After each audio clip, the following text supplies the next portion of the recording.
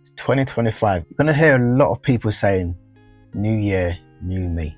And if I'm honest, kind of tired of hearing that. And I know you probably are as well. So in this video, I'm gonna do things a little bit different. I'm not gonna talk about how to set goals and what you must do to have the best year yet. So I'm gonna take a little bit of a different approach and just give you some things to take away, some food for thought, some mindset shifts and things that's been working for me that's helped me to get to what I'm doing now. These mindset shifts has helped me so much, and I'm sure that they will do the same for you.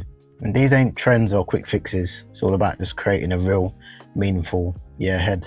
So let's just talk about the power of small habits, consistent habits. You're probably tired of hearing consistency as well, because that gets used a lot nowadays, but it really is important. So 3 years ago, I was in my retail job, and yeah, I was just thinking about becoming a full-time producer and when it will happen, and just fed up of it not happening as quick as I wanted it to. But I feel like I wasn't making consistent progress, even though I was putting in work and doing stuff, working with artists and that, building my name up. I just started to realize if I can just do something daily, work on keys, work on mixes, learn about the plugins that I'm using, watch tutorials. It was just about a habit of creating, which is something that I do today. Just every day I'm doing something creative, always creating. So those little habits, they build up over time. So the more you create, the more you're holding your skills, your craft. So my advice to you would be just to do something daily,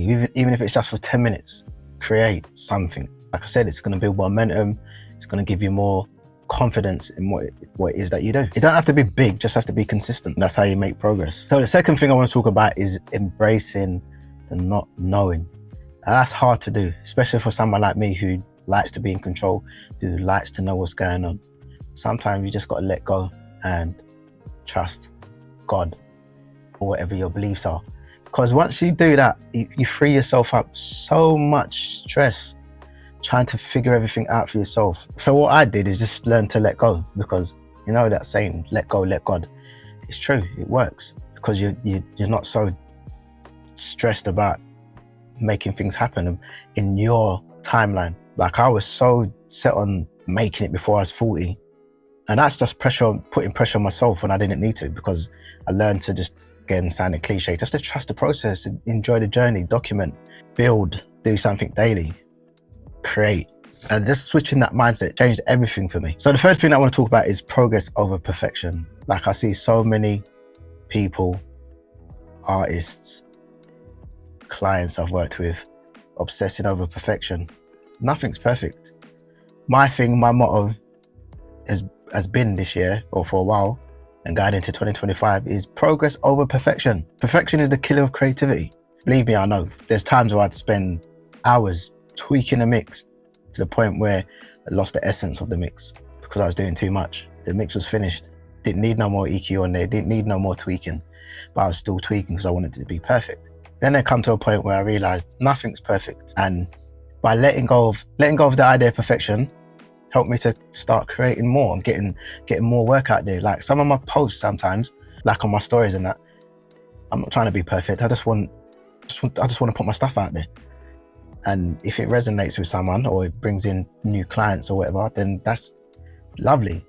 But at the same time, I'm just creating, I'm documenting, so I can look back in years time, 2 years time, 10 years time, 20, and see how far I've come and how much I've grown. And the grandkids can watch it as well. So let's talk about mindset shifts for growth. I used to think the numbers mattered. I used to think likes mattered. I used to think that subscribers and follow accounts was important. There was a time where it was kind of important. If you was doing like a sponsored video or whatever, or you was trying to attract a certain client, you'd be like, oh yeah, I've got this amount of followers and this amount of subscribers, when that don't really matter. Like them things, they do have their place, but it's not the whole story. When I shifted that mindset of what is success, I realized success for me is being able to live on my own terms. For example, being able to go and watch my boys play football on the weekend, go to all their training sessions. Might sound small to some people, but for me, that's huge, because I know what it's like to not have your parent there on the sideline and to see other parents there cheering on their kids. It's a big deal. A kid will play I feel a kid will play a lot better. They will try to impress. They will put the 100% effort in just seeing you on the sideline. Yeah, just give them a little boost, and for me that's success. But don't get me wrong, I do like to see my subscriber count growing, my follower count growing, and especially now the views on YouTube going up, because I don't know what happened to my channel, but it started to dip, but it seems to be growing again, so I'm happy about that. The other thing as well, there's a lot more creative competition in the creative space, but don't let that stop you. The other thing I realize is there's enough space for myself to create, because what you've got to offer, someone out there needs what you've got to offer. Some of your work that you've just left on your hard drive, someone needs to see it, someone needs to hear it. So don't hold back on getting yourself out there, or because in your mind you think it's too saturated. If that was the case, there will be no new shops opening, there will be no new chicken shops. Yeah, so just ask yourself, am I growing? Am I enjoying the process? Am I doing what I love? Then that's what really matters. So the fifth thing I want to talk about is creating a sustainable creative routine. So that's all about just finding your sweet spot, finding what works for you to the point where you can just create consistently without burning out, because burnout is real, it happens. It's about staying productive, but also just giving yourself enough time to reset, recharge, go again. Being an introvert, I love my little routine, because if I'm around people for too long, I get drained, and I need that downtime. I need that me time to just recharge. And when I need to focus and do my work, I can. If I need to be out and see people and be around people, I can. So find a creative routine that suits you. All right, so I know I said I wasn't going to talk about goal setting, but let me just add this in there, because I feel like this is important. Because if you don't have some type of goal to aim for, then where are you going? You're just going to be wandering aimlessly. So you need some kind of clear direction to where you're going. So if you do have a goal for 2025, something that you're working towards, and that's cool, that's good. But what I want to say to you is break it down into manageable steps, because a lot of us, what we do is we create a goal, and we create the goal for the year. And what happens is we get to March, maybe April, and the goal is just like, you're not feeling as excited about reaching that goal. So try this instead. Break your goals down into quarterly chunks, or just smaller chunks that you can keep track of, keep yourself accountable that you're doing the small things to reach that bigger goal. There's a book called the 12-week year. I don't know if you've read it or seen it, and that's talking about creating goals quarterly, so in 12 weeks what you would achieve in a year. And that's like amazing if you can do that. But if you just want to set one big goal for 2025 and just create smaller chunks, and then that's what I would suggest that you do. So you can just create little tasks that you're gonna do to lead up to the goal for the year. So what I did, I've been using Notion just lately. I'm more of a pen and paper type person, old school. I like to write down my goals. I like to see it. I like to write it. I just like to physically write it. And I'm using Notion. It's okay. I'm still getting used to it. But you can use whatever you want to use to write your goals down.